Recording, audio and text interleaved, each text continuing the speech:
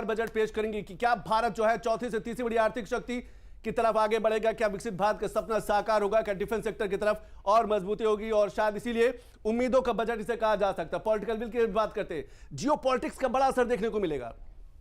TDS श्रेणियों को कम दरों में स्लैब में तर्कसंगत बनाया जाएगा।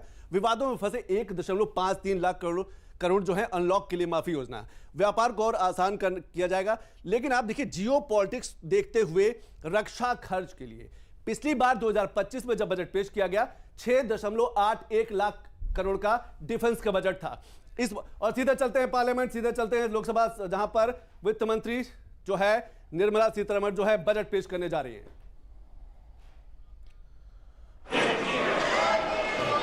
आइटम नंबर 1, माननीय वित्त मंत्री Shrimati Nirmala Sitharaman ji.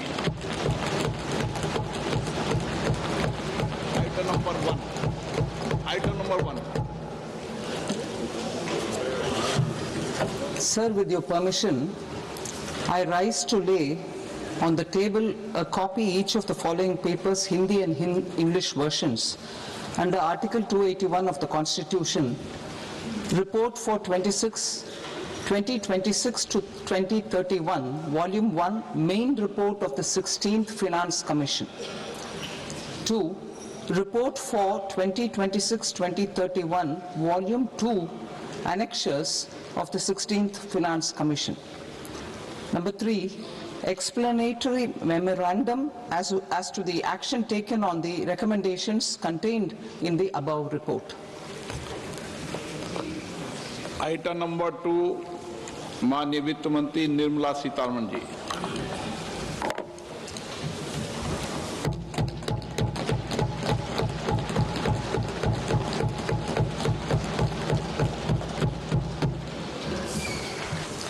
Honorable Speaker, sir, on the sacred occasion of Magh Purnima and the birth anniversary of Guru Ravidas, I present the budget for the year 2026-2027. Since we assumed office 12 years ago, India's economic trajectory has been marked by stability, fiscal discipline, sustained growth and moderate inflation.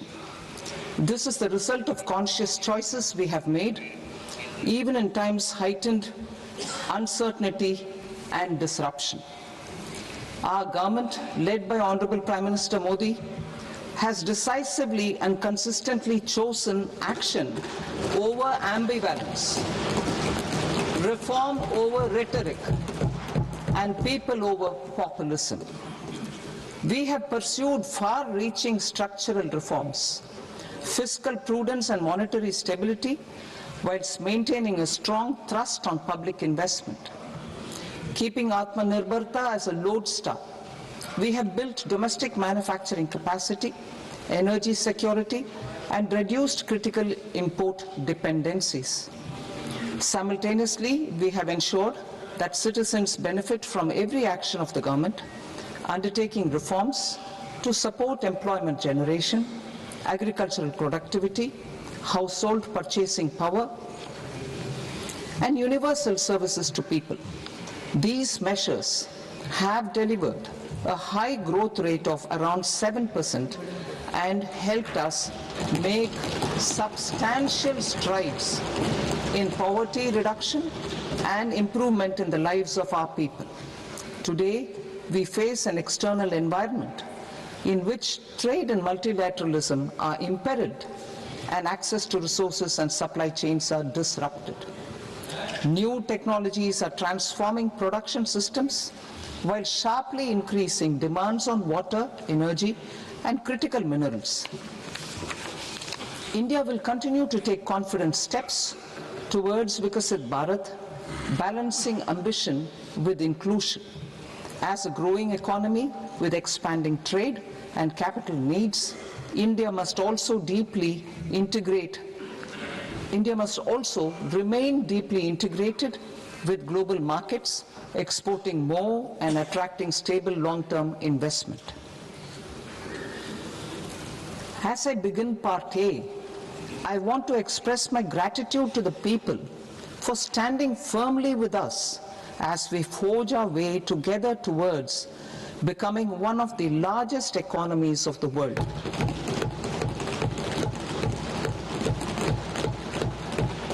Our aim is to transform aspiration into achievement and potential into performance as we ensure that the dividends of growth reach every farmer, the scheduled caste, the scheduled tribes, the nomads, the youth, the poor, and the women. In Vikasit Bharat Young Leaders Dialogue 2026, several innovative ideas were shared with our Prime Minister, which have inspired many of the proposals, making this a unique Yuva Shakti-driven budget. Our government's sankalp is to focus on our poor, underprivileged, and the disadvantaged. To deliver on this sankalp, and given that this is the first budget prepared in Kartavya Bhavan, we are inspired by three Kartavya. Our first Kartavya is to accelerate and sustain economic growth by enhancing productivity and competitiveness and building resilience to volatile global dynamics. Our second Kartavya is to fulfill aspirations of our people and build their capacity, making them strong partners in India's path to prosperity. Our third Kartavya, aligned with our vision of Sabka Saath, Sabka Vikas, is to ensure that every family, community, region, and sector has access to resources, amenities, and opportunities for meaningful participation. This threefold approach requires a supportive ecosystem. The first requirement is to sustain the momentum of structural reforms, continuous, adaptive, and forward-looking. Second, a robust and resilient financial sector is central to mobilizing savings, allocating capital efficiently, and managing risks. Third, cutting-edge technologies, including AI applications, can serve us as force multipliers for better governance. Reform Express. Our government has undertaken comprehensive reforms towards creating employment, boosting productivity, and accelerating growth. After the Prime Minister's announcement on Independence Day in 2025, over 350 reforms have been rolled out. This includes GST simplification, notification of labor codes, and rationalization of mandatory quality control orders. High-level committees have been formed, and in parallel, the central government is working with the state governments on deregulation and reducing compliance requirements. The Reform Express is well on its way and will maintain its momentum to help us fulfill our Kartavya. I now move to specific proposals. Under our first Kartavya, to accelerate and sustain economic growth, I propose interventions in 6 areas. 1. Scaling up manufacturing in 7 strategic and frontier sectors. 2. Rejuvenating legacy industrial sectors. 3. Creating champion MSMEs. 4. Delivering a powerful push for infrastructure. 5. Ensuring long-term security and stability. And 6. Developing city economic regions. Scaling up of manufacturing in 7 strategic and frontier sectors. Biopharma Shakti, meaning biopharma strategy for health advancement through knowledge, technology, and innovation. India's disease burden is observed to be shifting towards non-communicable diseases like diabetes, cancer, and autoimmune disorders. Biologic medicines are key to longevity and quality of life at affordable costs. To develop India as a global biopharma manufacturing hub,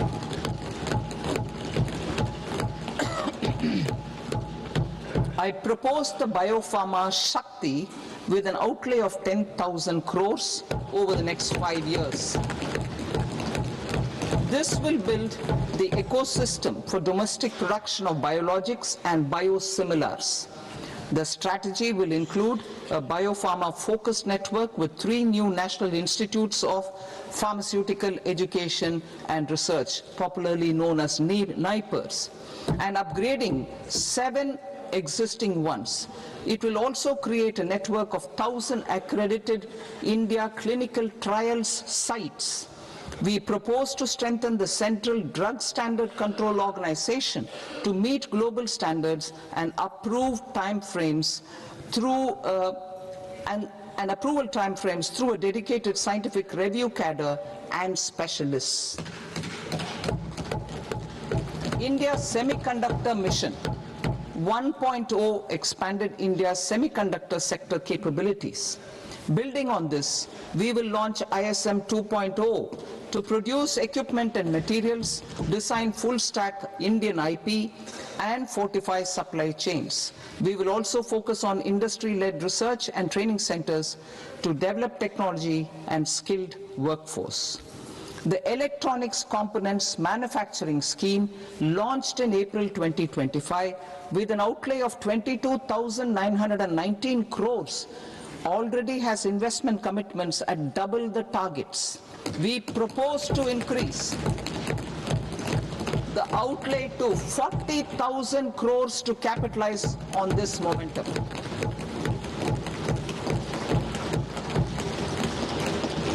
A scheme for rare earth permanent magnets was launched in 2025 November. We now propose to support the mineral-rich states of Odisha, Kerala, Andhra Pradesh, and Tamil Nadu to establish dedicated rare earth corridors to promote mining, processing, research, and manufacturing. To enhance domestic chemical production and reduce import dependency, we will launch a scheme to support states in establishing 3 dedicated chemical parks through challenge route on a cluster-based plug-and-play model. Strong capital goods.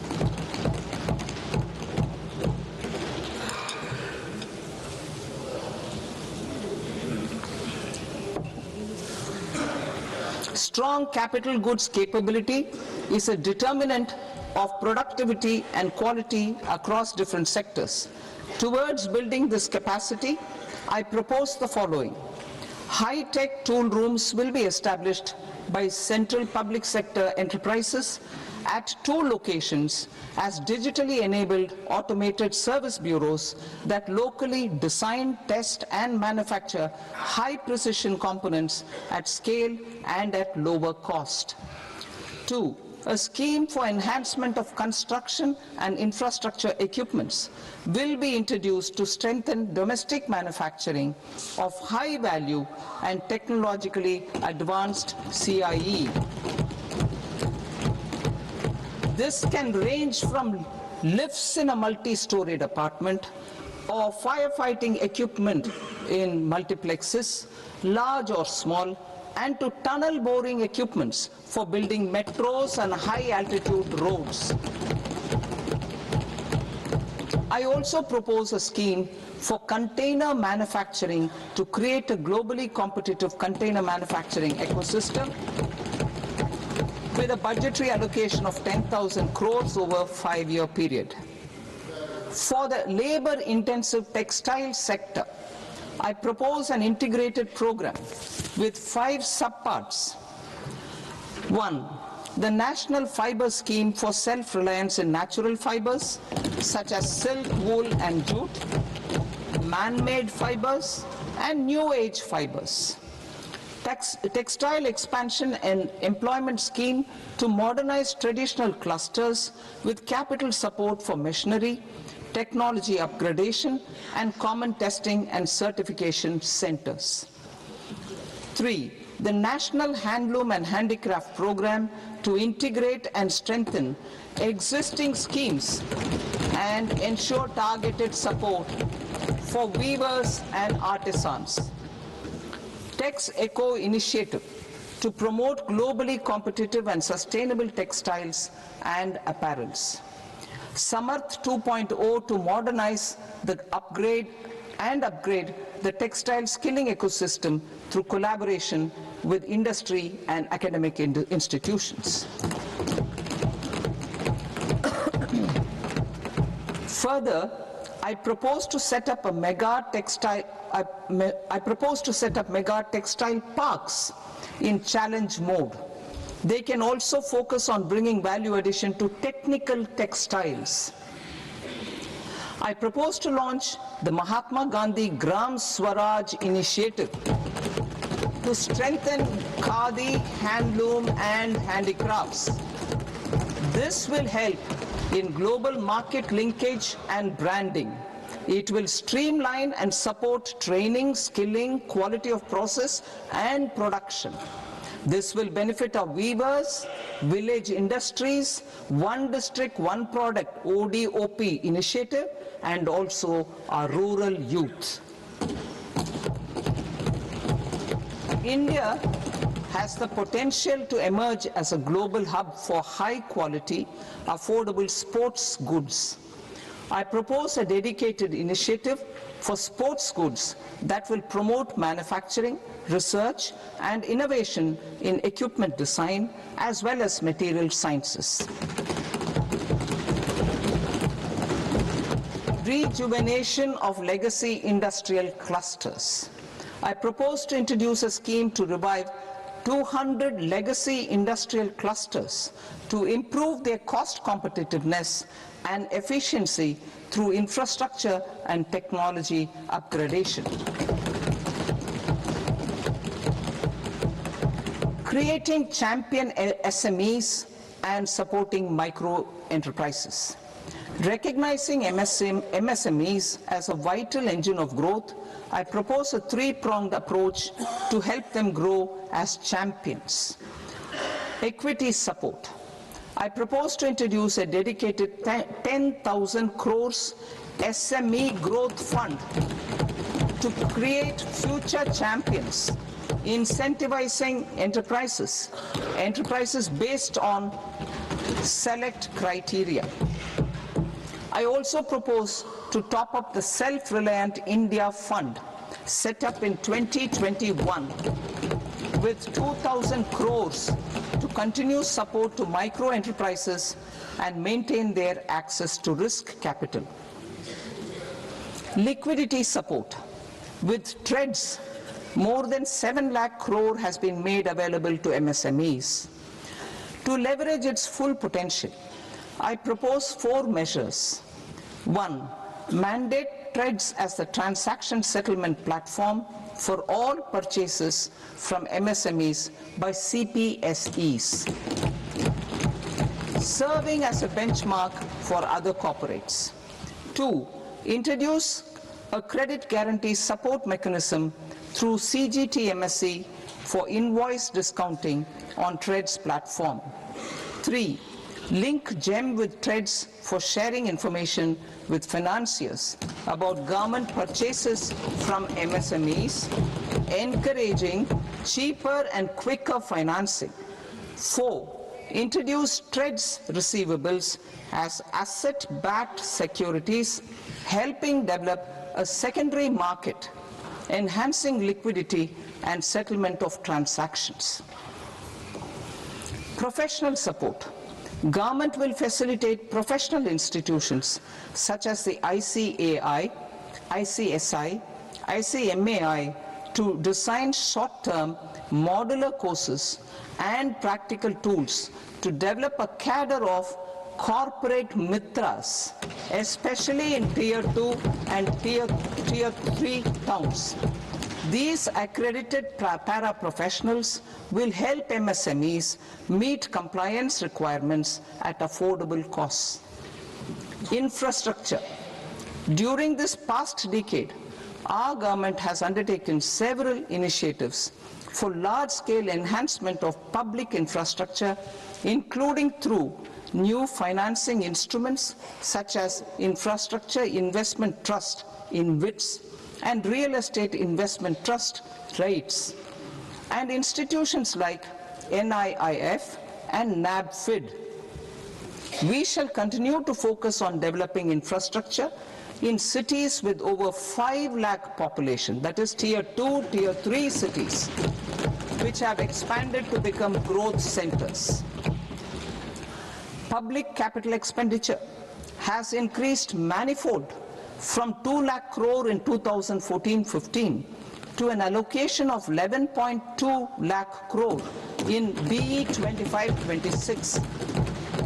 In this coming year, that is financial year 2026-27, I propose to increase it to 12.2 lakh crores to continue the momentum. To strengthen the confidence of private developers regarding risks during infrastructure development and construction phase, I propose to set up an infrastructure risk guarantee fund to provide prudentially calibrated partial credit guarantee to lenders. Over the years, rights have emerged as a successful instrument for asset monetization. I propose to accelerate recycling of significant real estate assets of the CPSEs through the setting up of dedicated rights. To promote environmentally sustainable movement of cargo, I propose to 1. Establish new dedicated freight corridors connecting Dankuni in the east to Surat in the west.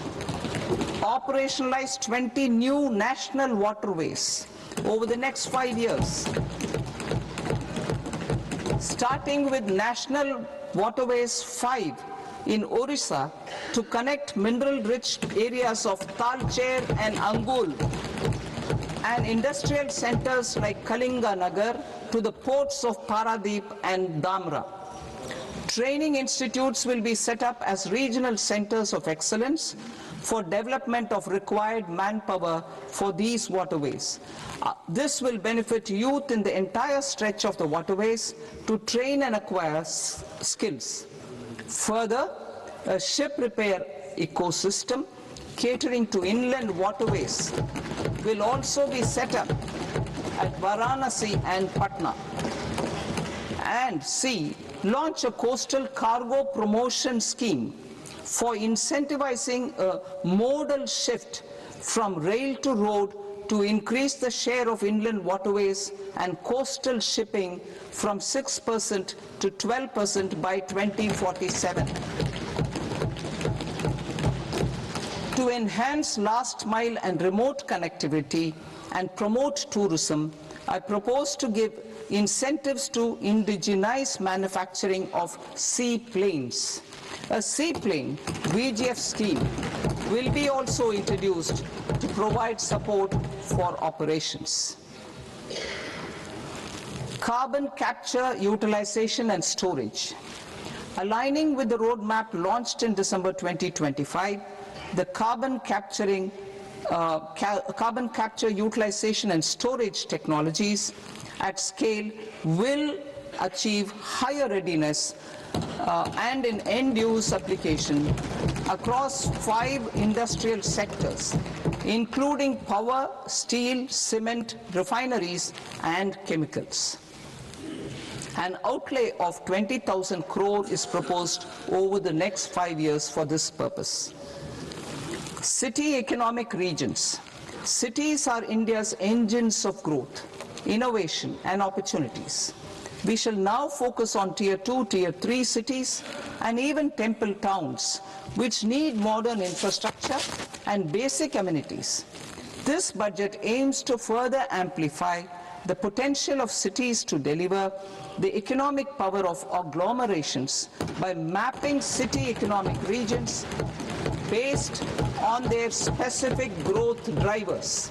An allocation of 5,000 crore per CER over 5 years is proposed for implementing their plans through a challenge mode with a reform-cum-result-based financing mechanism.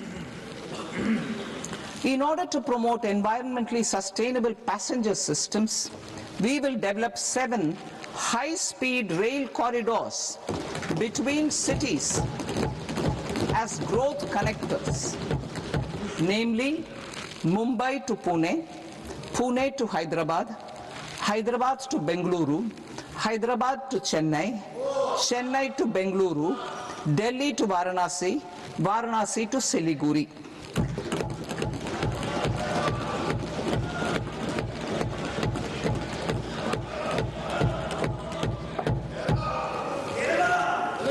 Financial sector. The Indian banking sector today is characterized by strong balance sheet, historic highs in profitability, improved asset quality, and coverage exceeding 98% of villages in the country. At this juncture, we are well placed to futuristically evaluate the measures needed to continue on the path of reform-led growth of this sector. I propose setting up a high-level committee on banking for Vikasit Bharat. High-level committee on banking for Vikasit Bharat to comprehensively review the sector and align it with India's next phase of growth, while safeguarding financial stability, inclusion, and consumer protection. The vision for NBFCs for Vikasit Bharat has been outlined with clear targets for credit disbursement and technology adoption in order to achieve scale and improve efficiency in the public sector NBFCs. As a first step, it is proposed to restructure the Power Finance Corporation and Rural Electrification Corporation. I propose a comprehensive review of the foreign exchange management non-debt instruments rules to create a more contemporary, user-friendly framework for foreign investments consistent with India's evolving economic priorities. Corporate bond market. I propose to introduce a market-making framework with suitable access to funds and derivatives on corporate bond indices. I also propose to introduce total return swaps on corporate bonds. Municipal bonds. To encourage the issuance of municipal bonds of higher value by larger cities, I propose an incentive of 100 crore rupees for a single bond issuance. 100 crore rupees for a single bond issuance of more than 1,000 crore. The current scheme under Amrit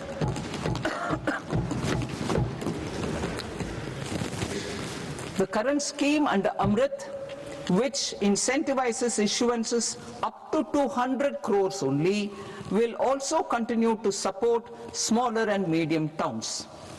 That will also continue to support the smaller and medium towns. Ease of doing business. Individual persons resident outside India, PROI, will be permitted to invest in equity instruments of listed Indian companies through the portfolio investment scheme. It is also proposed to increase the investment limit for an individual PROI under the scheme from 5% to 10%, with an overall investment limit for all individual PROIs to 24% from the current 10%. Emerging technologies including AI. 21st century is technology driven. Adoption of technology is for the benefit of all people. Farmers in the field, women in STEM, youth keen to upskill, and Divyangjan to access newer opportunities. The government has taken several steps to support new technologies through AI Mission, National Quantum Mission, Anusandhan National Research Fund, and Research and Development and Innovation Fund. Our second kartavya is to fulfill aspirations and build capacities. Close to 25 crore individuals have come out of multi-dimensional poverty through a decade of our government's sustained and reform-oriented efforts.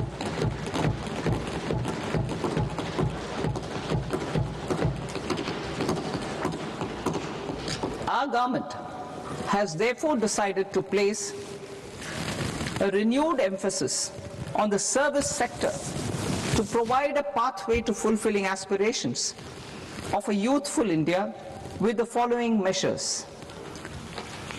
I propose to set up a high-powered Education to Employment and Enterprises Standing Committee to recommend measures that focus on services sector as a core driver of Viksit Bharat.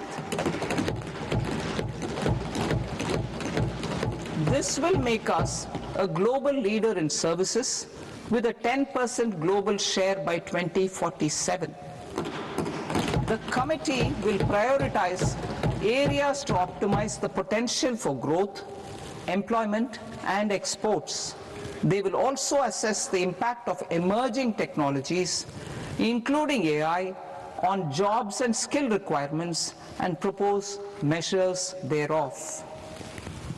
To create a range of skilled career pathways, a new range of skilled career pathways for our youth, I propose interventions in the following sectors. Health. Existing institutions for allied health professionals will be upgraded and new AHP institutions established in private and government sectors.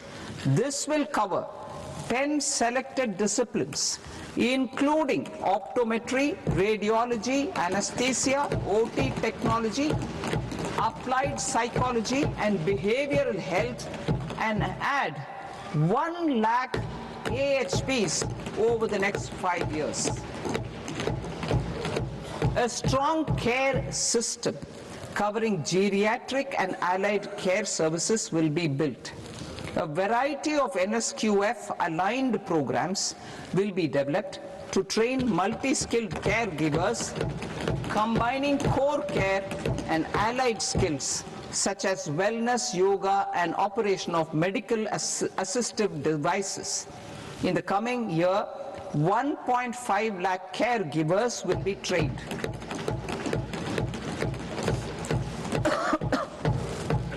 Hubs for medical value tourism. To promote India as a hub for medical tourism services, I propose to launch a scheme to support states in establishing 5 regional medical hubs in partnership with the private sector. These hubs will serve as integrated healthcare complexes that combine medical, educational and research facilities. They will have Ayush centers, medical value tourism facilitation centers, and infrastructure for diagnostics, post-care and rehabilitation.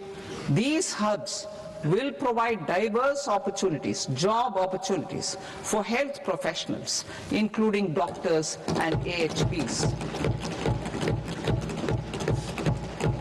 Ancient Indian yoga, already respected in several parts of the world, was given a mass global recognition when Honorable Prime Minister took it to the UN. Post-COVID, Ayurveda gained a similar global acceptance and recognition. Exporting quality Ayurveda products helps farmers who grow the herbs and youth who process the products. To meet growing global demand, a few more steps are being taken. I propose to 1. Set up 3 new All India Institutes of Ayurveda. 2. upgrade Ayush pharmacies and drug testing labs for higher standards of certification ecosystem, and make available more skilled personnel. 3. Upgrade the WHO Global Traditional Medicine Center in Jamnagar to bolster evidence-based research, training, and awareness for traditional medicine. Animal husbandry. Livestock contributes to close to 16% of farm income, including of poor and marginal households. To scale up availability of veterinary professionals by more than 20,000, I propose to roll out a loan-linked capital subsidy support scheme for establishment of veterinary and para-veterinary colleges, veterinary hospitals, diagnostic laboratories, and breeding facilities in private sector. Collaboration between Indian and foreign institutions will also be facilitated. Orange economy. India's animation, visual effects, gaming and comics sector, AVGC sector, is a growing industry projected to require 2 million professionals by 2030. I propose to support the Indian Institute of Creative Technologies, Mumbai, in setting up AVGC content creator labs in 15,000 secondary schools all over the country and 500 colleges. The Indian design industry is expanding rapidly, and yet there is a shortage of Indian designers. I propose to establish, through Challenge Route, a new National Institute of Design to boost design education and development in the eastern region of India. Education. Our government will support states through Challenge Route in creating 5 university townships in the vicinity of major industrial and logistics corridors. These planned academic zones will host multiple universities, colleges and research institutions, skill centers and residential complexes. In higher education, STEM institutions, prolonged hours of study and laboratory work pose some challenges for girl students. Through VGF, viability gap funding and capital support, one girls' hostel will be established in every district.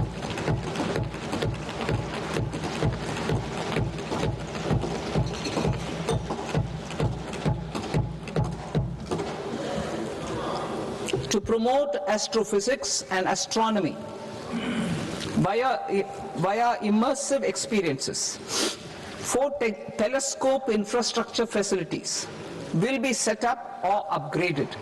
The National Large Solar Telescope, the National Large Optical Infrared Telescope, the Himalayan Chandra Telescope, and the Cosmos 2 Planetarium. Tourism. The tourism sector has the potential to play a large role in the employment generation, forex earnings, and expanding the local economy. I propose to set up a National Institute of Hospitality by upgrading the existing National Council for Hotel Management and Catering Technology.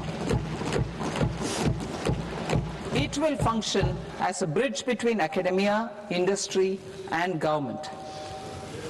I also propose a pilot scheme for upskilling 10,000 guides in 20 iconic tourist sites through a standardized, high-quality, 12-week training course in hybrid mode in collaboration with the Indian Institute of Management. A national destination digital knowledge grid will be established to digitally document all places of significance, cultural, spiritual, and heritage. This initiative will create a new ecosystem of jobs for local researchers, historians, content creators, and technology partners. India has the potential and opportunity to offer world-class trekking and hiking experience. We will develop ecologically sustainable mountain trails in Himachal Pradesh, Uttarakhand, and Jammu Kashmir. Also in Araku Valley in the Eastern Ghats and Podigai Malai in the Western Ghats. Turtle trails along key nesting sites in the coastal areas of Odisha, Karnataka and Kerala. And 3 bird watching trails along the Pulikat Lake in Andhra Pradesh, Tamil Nadu. It's on the border. Under the visionary leadership of Honorable Prime Minister, we established the International Big Cat Alliance in 2024. This year, India is hosting the first ever Global Big Cat Summit, where heads of governments and ministers from 95 range countries will deliberate on collective strategies for conservation. Heritage and culture tourism. I propose to develop 15 archaeological sites, including Lothal, Dolavira, Rakhi Gadi, Adichanallur, Saranath, Hastinapur, and Leh Palace into vibrant experiential cultural destinations. Excavated landscapes will be open to the public through curated walkways. Immersive storytelling skills and technologies will be introduced to help conservation labs, interpretation centers, and guides. The sports sector provides multiple means of employment, skilling, and job opportunities.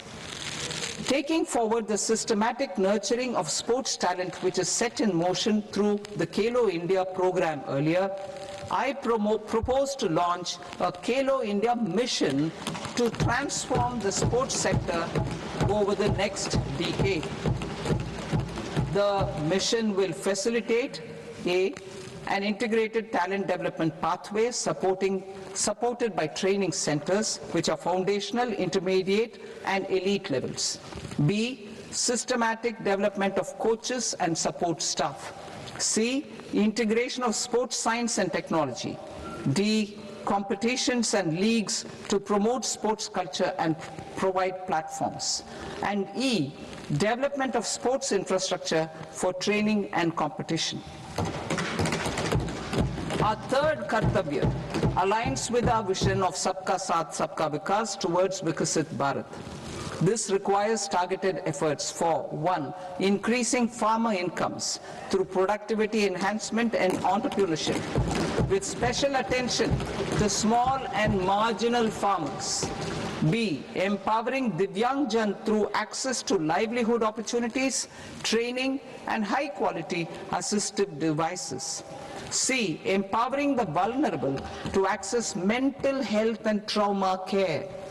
D, focus on the Purvodaya states and the Northeast region to accelerate development and employment opportunities. Fisheries. We will undertake initiatives for integrated development of 500 reservoirs and Amrit Sarovars. 2, strengthen the fisheries value chain in coastal areas and enable market linkages involving startups and women-led groups together with fish farmer producer organizations. Animal husbandry. To provide quality employment opportunities in rural and peri-urban areas, we will support the animal husbandry sector in entrepreneurship development through A, credit-linked subsidy program, B, scaling up and modernization of livestock enterprises, C, enhanced creation of livestock, dairy, and poultry,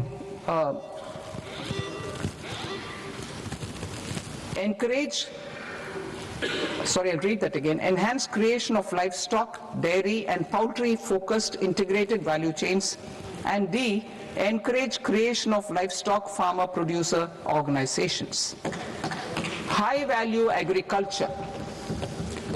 To diversify farm outputs, increase productivity, enhance farmers' incomes, and create new employment opportunities, we will support high-value crops such as coconut, sandalwood, cocoa, cashew in the coastal areas, agar trees in northeast, and nuts such as almonds, walnuts, and pine nuts in our hilly regions. These, all of them, will be supported. India is the world's largest producer of coconuts. About 30 million people, including nearly 10 million farmers, depend on coconuts for their livelihood. To further enhance competitiveness in coconut production, I propose a coconut promotion scheme to increase production and enhance productivity through various interventions, including replacing and non-productive trees with new saplings or plants or varieties in major coconut growing states. A dedicated program is proposed for Indian cashew and cocoa to make India self-reliant in raw cashew and coconut production and processing, enhance export competitiveness, and transform Indian cashew and Indian cocoa into premium global brands by 2030. Sandalwood. Sandalwood is closely linked to India's social and cultural heritage. Our government will partner with state governments to promote focused cultivation and post-harvest processing to restore the glory of the Indian sandalwood ecosystem, to rejuvenate old, low-yielding orchards, and expand high-density cultivation of walnuts, almonds, and pine nuts. We will support a dedicated program to enhance farmer incomes and in bringing value addition by engaging youth. Bharat Vistar, that is virtually integrated system to access agricultural resources.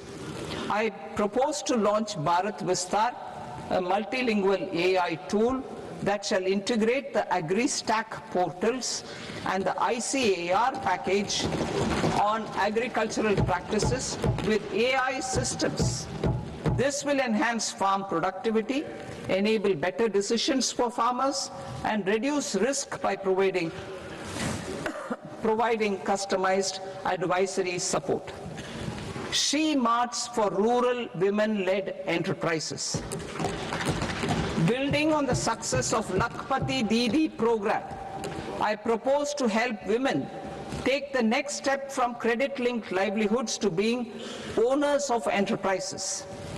Self-help entrepreneur, She Marts will be set up as community-owned retail outlets within the cluster-level federations through enhanced and innovative financing instruments.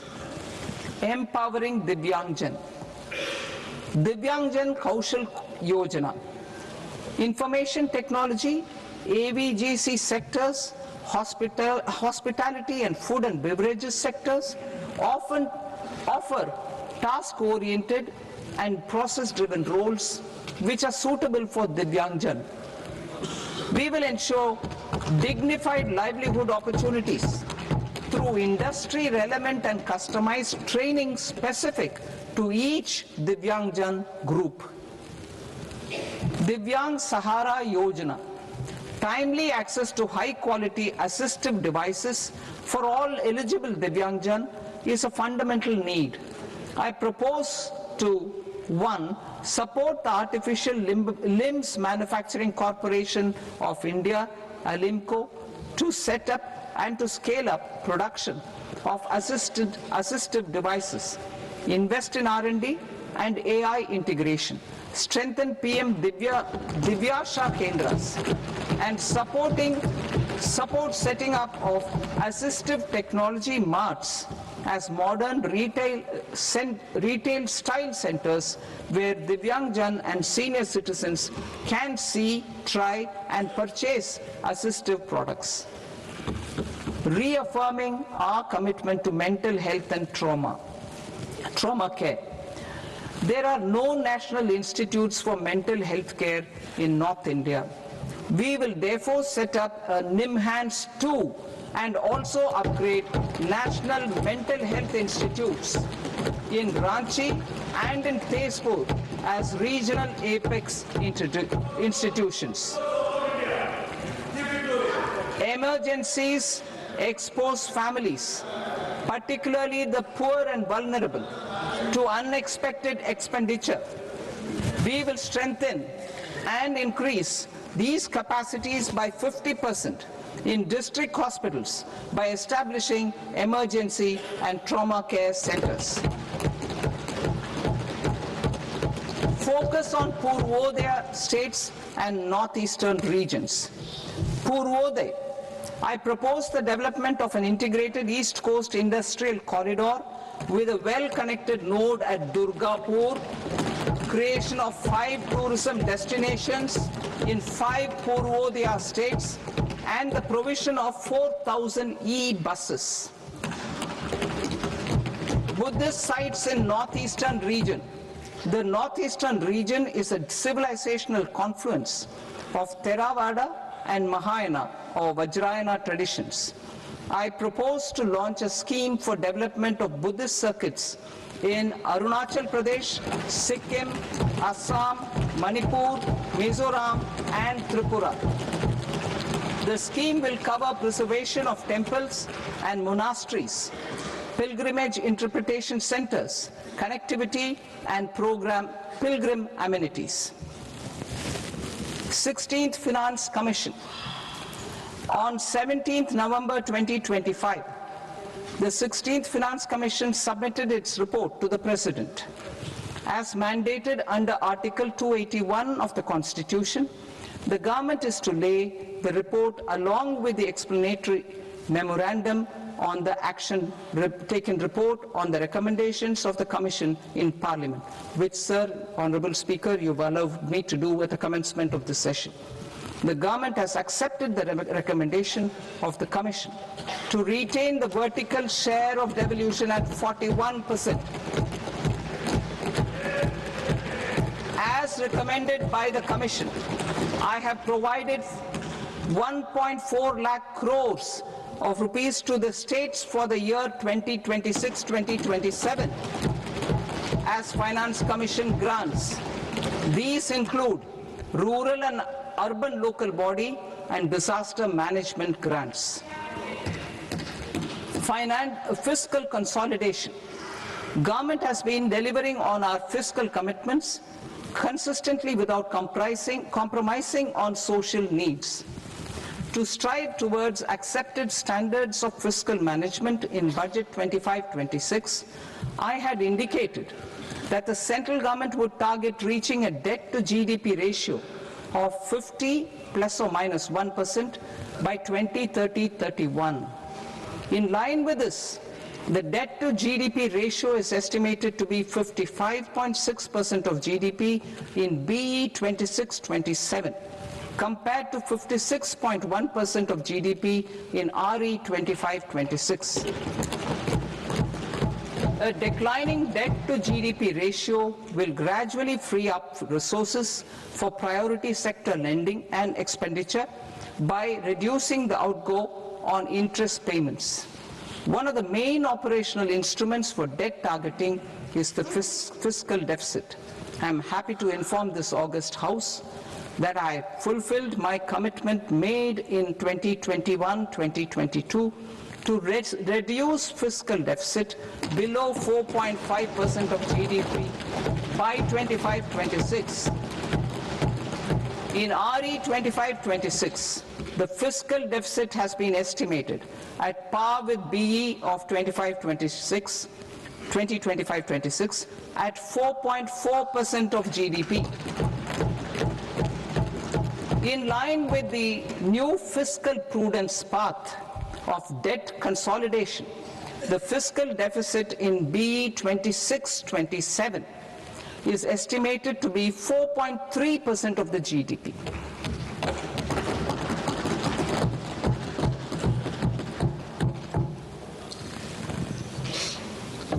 The revised estimates of the non-debt receipts are 34 lakh crore rupees, of which the centre's net tax receipts are 26.7 lakh crore. The revised estimate of the total expenditure is 49.6 lakh crore rupees, of which the capital expenditure is about 11 lakh crores. Budget estimates 2026 to 2027.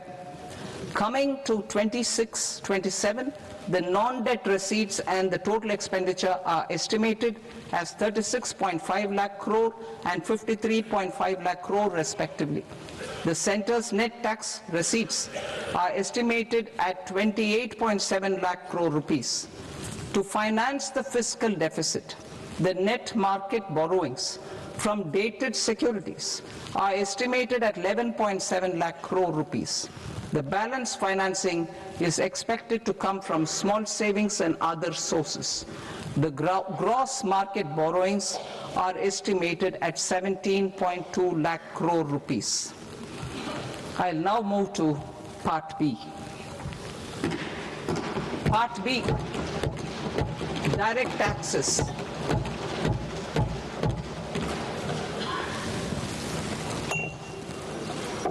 Honorable Speaker, sir, I now present my proposals on direct taxes. New Income Tax Act. In July 2024, I announced a comprehensive review of the Income Tax Act 1961. This was completed in a record time, and the Income Tax Act 2025 will come into effect from 1st April 2026. The simplified income tax rules and forms will be notified shortly, giving adequate time to taxpayers to acquaint themselves with its requirements. The forms have been redesigned such that ordinary citizens can comply without difficulty. Ease of living. I propose that any interest awarded by the Motor Accident Claims Tribunal to a natural person will be exempt from income tax, and any TDS on this account will be done away with. I propose to reduce TCS rate on the sale of overseas tour program package from the current 5% and 20% to 2% without any stipulation of amount. I propose to reduce TCS rate for pursuing education and for medical purposes under the Liberalized Remittance Scheme, popularly known as LRS, from 5% to 2%. Supply of manpower services is proposed to be specifically brought within the ambit of payment to contractors for the purpose of TDS to avoid ambiguity. Thus, TDS on these services will be at the rate of either 1% or 2% only. I propose a scheme for small taxpayers wherein a rule-based automated process will enable obtaining a lower or nil deduction certificate instead of filing an application with the assessing officer. For the ease of taxpayer holding securities in multiple companies, I propose to enable depositories to accept Form 15G or Form 15H from the investor and provide it directly to various relevant companies. I propose to extend time available for revising returns from 31st December to up to 31st March with the payment of a nominal fee. I also propose to stagger the timeline for filing of tax returns. Individuals with ITR 1 and ITR 2 returns will continue to file till 31st July, and non-audit business cases or trusts are proposed to be allowed time till 31st August. TDS on sale of immovable property by a non-resident is proposed to be deducted and deposited through resident buyers and his or her PAN-based challan instead of requiring a TAN, which is a temporary accounting number.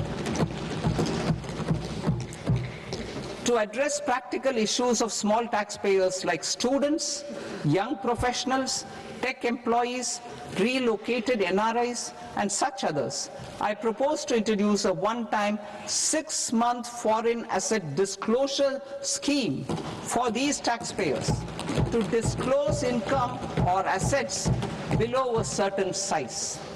This scheme would be applicable for two categories of taxpayers, namely A, who did not disclose their overseas income or assets, and B, who disclosed their overseas income and or paid due tax but could not declare the asset acquired. For category A, the limit of undisclosed income or asset is proposed to be up to 1 crore rupees. They need to pay 30% of fair market value of asset or 30% of undisclosed income as tax and 30% as additional income tax in lieu of penalty, and would thereby get immunity from prosecution. For category B, asset value is proposed to be up to 5 crore rupees. Here, immunity from both penalty and prosecution will be available with a payment of fee of 1 lakh rupees. Rationalizing penalty and prosecution. Multiplicity of proceedings are hindrance to the ease of doing business. I propose to integrate assessment and penalty proceedings by way of a common order for both. There will be no interest liability on the taxpayer on the penalty amount for the period of appeal before the first appellate authority, irrespective of the outcome of appeal process. Further, quantum of prepayment is being reduced from 20% to 10% and will continue to be calculated only on core tax demand. As an additional measure for reducing litigation, I propose to allow taxpayers to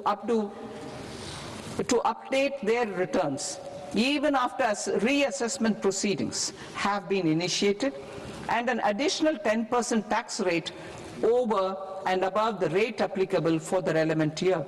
The assessing officer will then use only this updated return in his proceedings.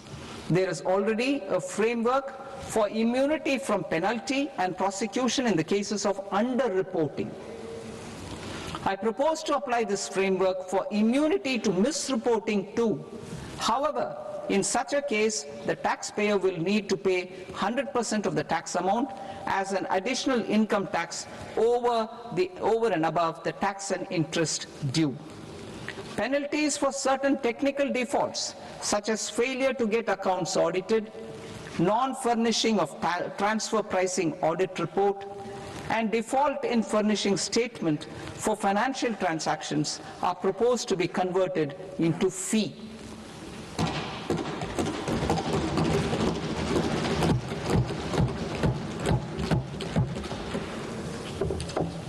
I propose to rationalize prosecution framework under Income Tax Act while maintaining a careful balance for deterrence in some serious offense.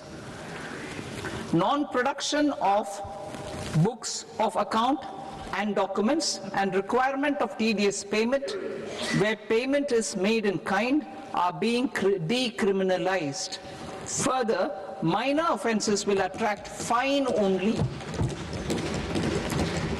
The remaining prosecutions will be graded commensurate with the quantum of offense.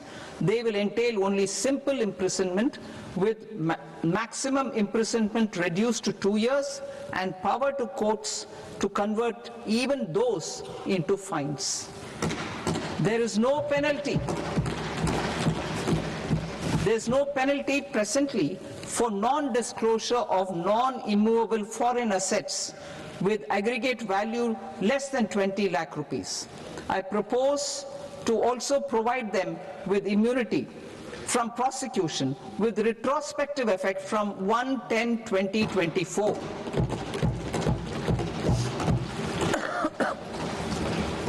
cooperatives. Deduction is already allowed to a primary cooperative society engaged in supplying milk, oilseeds, fruits or vegetables raised or grown by its members. I propose to extend this deduction to also include supply of cattle feed and cotton seed produced by its members. I propose to allow inter-cooperative society dividend income as deduction under the new tax regime to the extent it is further distributed to its members. I further propose to allow exemption for a period of 3 years to dividend income received by a notified national cooperative federation on their investments made in companies up to 31/1/2026.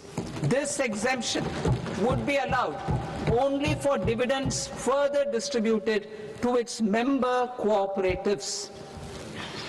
Supporting IT sector as India's growth engine.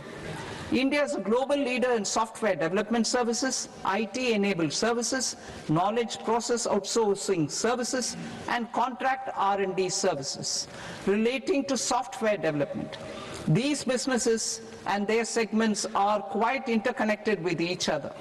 All these services are proposed to be clubbed under a single category of information technology services with a common safe harbor margin of 15.5% applicable to all.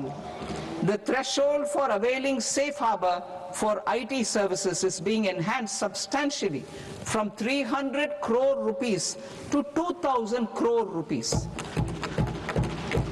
Safe harbor for IT services shall be approved by an automated rule-driven process without any need for tax officer to examine and accept the application. Once applied by an IT services company, the same safe harbor can be continued for a period of 5 years at a stretch at its choice. For IT services companies who want to conclude advanced pricing agreement, APA, I propose to fast-track unilateral APA process for IT services and endeavor to conclude it within a period of 2 years. The period of 2 years can be extended by a further period of 6 months on taxpayers' request. I propose to extend the facility of modified returns available to the entity entering APA to its associated entities also. Attracting global business and investment. Recognizing the need to enable critical infrastructure and boost investment in data centers, I propose to provide tax holiday till 2047 to any foreign company that provides cloud services to customers globally by using data center services from India. It will, however, need to provide services to Indian customers through an Indian reseller entity. I also propose to provide a safe harbor of 15% on cost in case the company providing data center services from India is a related entity. To harness the efficiency of just-in-time logistics for electronic manufacturing, I propose to provide safe harbor to non-residents for component warehousing in a bonded warehouse at a profit margin of 2% of the invoice value. The resultant tax of about 0.7% will be much lower than in competing jurisdictions. To provide fillip to toll manufacturing in India, I propose to provide exemption from income tax for 5 years to any non-resident who provides capital goods, equipment, or tooling to any toll manufacturer in a bonded zone. To encourage vast pool of global talent to work in India for a longer period of time, I propose to provide exemption to global, non-India sourced income of a non-resident expert for a stay period of 5 years under notified schemes. I propose to provide exemption from minimum alternate tax, the MAT, to all non-residents who pay tax on presumptive basis. Tax administration. I propose to constitute a joint committee of Ministry of Corporate Affairs and Central Board of Direct Taxes for incorporating the requirements of income computation and disclosure standards, the ICDS, in the Indian Accounting Standards Ind AS itself. Separate accounting requirement based on ICDS will be done away with from the tax year 27-28. To support Prime Minister Modi's vision of homegrown accounting and advisory firms to become global leaders, I propose to rationalize the definition of accountant for the purposes of safe harbor rules. Other tax proposals. Change in taxation of buyback was brought in to address the improper use of buyback route by promoters. In the interest of minority shareholders, I propose to tax buyback for all types of shareholders as capital gains. However, to disincentivize misuse of tax arbitrage, promoters will pay an additional buyback tax. This will make effective tax 22% for corporate promoters. For non-corporate promoters, the effective tax will be 30%. TCS rate for sellers of specific goods, namely alcoholic liquor, scrap, and minerals, will be rationalized to 2%, and that on Tendu leaves will be reduced from 5% to 2%. I propose to raise the STT on futures to 0.05% from the present 0.02%. STT on options premium and exercise of options are both proposed to be raised to 0.15% from the present rate of 0.1% and 0.125% respectively. We reformed the taxation landscape for corporates in 2019 by providing them a simplified regime with lower tax rate so that they could productively focus on business rather than on claim of deductions and exemptions. To encourage companies to shift to the new regime, set off of brought forward MAT credit, minimum alternate tax credit, is proposed to be allowed to companies only in the new regime. Set off using available MAT credit is proposed to be allowed to an extent of 1/4 of the tax liability in the new regime. MAT is proposed to be made final tax, so there will be no further credit accumulation from 1st April 2026. In line with this change, the rate of final tax is being reduced to 14% from the current MAT rate of 15%. The brought forward MAT credit of taxpayers accumulated till 30th March 2026 will continue to be available to them for set-off as above. Indirect taxes. I shall now take up proposals related to indirect taxes. My proposals for customs and central excise aim to further simplify the tariff structure, support domestic manufacturing, promote export competitiveness, and correct inversion in duty. To continue weeding out long continuing customs duty exemptions, I propose to remove certain exemptions on items which are being manufactured in India or where the imports are negligible. Similarly, to further simplify the process of ascertaining the rate of duty applicable on a particular item, I propose to incorporate certain effective rates in various customs notifications to the tariff schedule itself. I shall now take up sector-specific proposals. Promotion of exports of marine, leather, and textile products. I propose to increase the limit for duty-free imports of specified inputs used for processing seafoods for export from the current 1% to 3% of FOB value of the previous year's export turnover.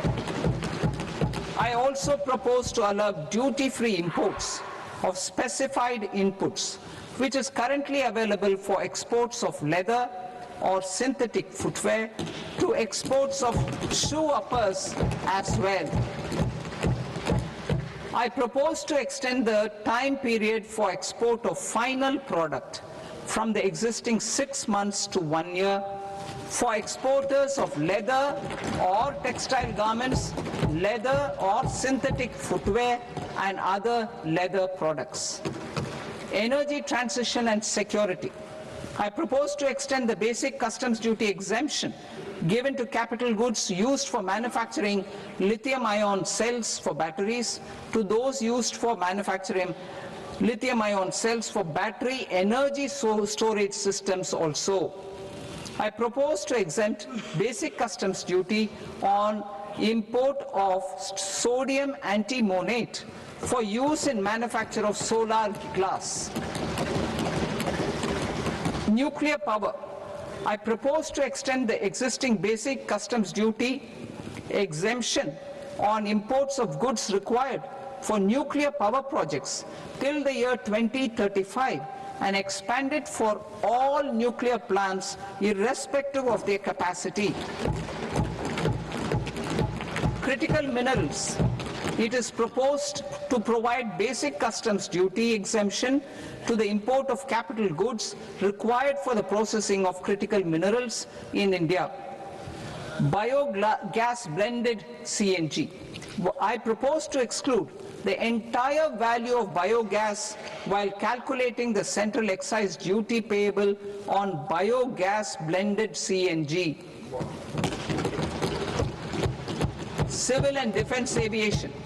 I propose to exempt basic customs duty on components and parts required for the manufacture of civilian training and other aircrafts. It is proposed to exempt basic customs duty on raw materials imported for the manufacture of parts of aircraft to be used in maintenance, repair, or overall requirements by units in the defense sector. Electronics. To deepen value addition in the consumer electronics sector, I propose to exempt basic customs duty on specified parts used in the manufacture of microwave ovens. Special economic zone. To address the concerns arising about utilization of capacity by manufacturing units in the special economic zones due to global trade disruptions, I propose as a special one-time measure to facilitate sales by eligible manufacturing units in SEZs to the domestic tariff area at concessional rates of duty. The quantity of such sales will be limited to a prescribed proportion of their exports. Necessary regulatory changes will be undertaken to operationalize the measures while ensuring level playing field for the units working in the DTA. Ease of living. To rationalize the customs duty structure for goods imported for personal use, I propose to reduce the tariff rate on all dutiable goods imported for personal use from 20% to 10%. To provide relief to patients, particularly those suffering from cancer, I propose to exempt basic customs duty on 17 drugs or medicines. I propose also to add 7 more rare diseases for the purposes of exempting import duties on personal imports of drugs, medicines, and food for special medical purposes used in their treatment. Customs process. India's role share in the global trade is poised for a major leap in line with our ambition and journey towards Viksit Bharat. In this regard, I propose many measures for custom processes to have minimal intervention for smoother and faster movement of goods and greater certainty to the trade. Trust-based systems. I propose to enhance duty deferral period for Tier 2 and Tier 3 authorized economic operators, known as AEOs, from 15 days to 30 days. I propose to provide eligible manufacturer importers the same duty deferral facility. This should encourage them to get themselves accredited as a full-fledged Tier 3 AEO in due course. To provide greater certainty and for better business planning, I propose to extend validity period of advance ruling binding on customs from the present 3 years to 5 years. In the spirit of the whole of government approach,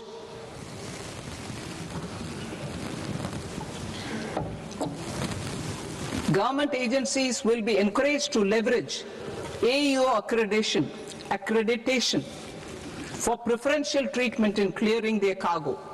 Regular importers with trusted long-standing supply chains will be recognized in the risk system so that the need for verification of their cargo every time can be minimized. Export cargo using electronic sealing. Export cargo using electronic sealing will be provided through clearance from the factory premises to the ship. For import of goods not needing any compliance, filing of bill of entry by a trusted importer and arrival of goods will automatically notify customs for completing their clearance formalities. This will enable goods to be released immediately on arrival. The customs warehouse framework will be transformed into a warehouse operator-centric system with a self-declarations, electronic tracking, and risk-based audit. These reforms will move away from the current system of officer-dependent approvals and reduce transaction delays and compliance costs. Ease of doing business. Approvals required for cargo clearance from various government agencies will be seamlessly processed through a single and interconnected digital window by the end of the financial year. Processes involved in clearance of food, drugs, plant, and animal and wildlife products, accounting for about 70% of interdicted cargo, will be operationalized on this system by April 2026 itself. For goods not having any compliance requirement, clearance will be done by customs immediately after online registration is completed by the importer, subject to the payment of duty. Customs integrated system will be rolled out in 2 years as a single integrated and scalable platform for all customs processes. Utilization of non-intrusive scanning with advanced imaging and AI technology for risk assessment will be expanded in a phased manner with the objective to scan every container across all the major ports. New export opportunities to support Indian fishermen to fully harness the economic value of marine resources beyond our territorial waters. The following measures will be taken. A. Fish catch by an Indian fishing vessel in exclusive economic zone or on the high seas will be made free of duty. Landing of such fish on foreign port will be treated as export of goods. Safeguards will be put in place to prevent misuse during fish catch, transit, or transshipment. To support aspirations of India's small businesses, artisans, and startups to access global markets through e-commerce, I am pleased to announce complete removal of the current value cap of 10 lakh rupees per consignment on courier exports. In addition, handling of rejected and returned consignments will be improved with effective use of technology for identifying such consignments. I propose to revise provisions governing baggage clearance during international travel to address genuine concerns of passengers. The revised rules will enhance duty-free allowances in line with the present-day travel realities and provide clarity in temporary carriage of goods brought in or taken out. There are honest taxpayers who are willing to settle disputes by paying all their dues, but they get deterred due to negative connotation associated with penalty. They will now be able to close cases by paying an additional amount in lieu of penalty. Honorable Speaker, sir, with this, I commend the budget to this august House. Jai Hind.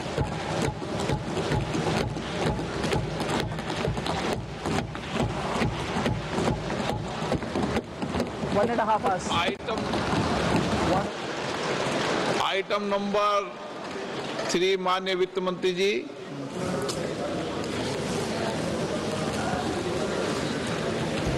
Item number 2, sir. 3 Sir, with your permission, I rise to lay on the table of the following statements under Section 3(1) of the Fiscal Responsibility and Budget Management Act of 2003. Medium-term fiscal policy, fiscal policy strategy statement, and macroeconomic framework statement. Item number 4 माननीय वित्त मंत्री जी। Sir, with your permission, I move for leave to introduce the Finance Bill 2026. प्रश्न ये कि विधेयक को पुनर्स्थापित करने की अनुमति प्रदान की जाए। जो सदस्य इस पक्ष में हाँ गए, जो सदस्य विरोध में ना गए, मेरे विचार में निर्णय हाँ वालों के पक्ष में, हाँ वालों के पक्ष में अनुमति प्रदान की जाती है। माननीय मंत्री जी, अब विधेयक पूरे स्थापित करें। Sir, I introduce the bill. माननीय सदस्य, आपको सूचित किया जाता है कि माननीय वित्त मंत्री जी के बजट भाषण की कॉपी पब्लिकेशन काउंटर पर ली जाती है। बजट भाषण और बजट से संबंधित दस्तावेज आपके मोबाइल फोन और मेंबर पोर्टल्स पर ही उपलब्ध है। सभा की कार्रवाई कल सोमवार दिनांक 2 फरवरी 2026 को प्राप्त 11 बजे तक के लिए स्थगित की जाती है।